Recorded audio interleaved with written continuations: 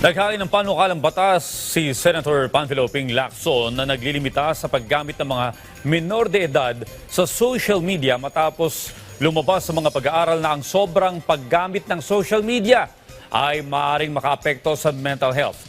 Sa ilalim ng kanyang panukala, binigyan din ni Lacson ang pag-aaral ng United Nations Children's Fund kung saan lumalabas na ang karamihang Pilipinong minor de edad ay prone sa cyberbullying, pangungutya sa itsura ng kanilang katawan at online harassment.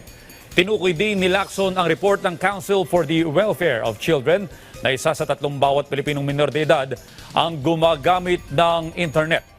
Lumalabas din sa household survey ng National Information and Communications Technology na 60% ng mga batang edad 10 hanggang 17 ang aktibong gumagamit ng internet.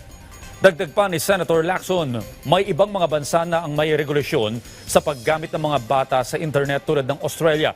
Kaya naman dapat din umano itong ipatupad sa Pilipinas.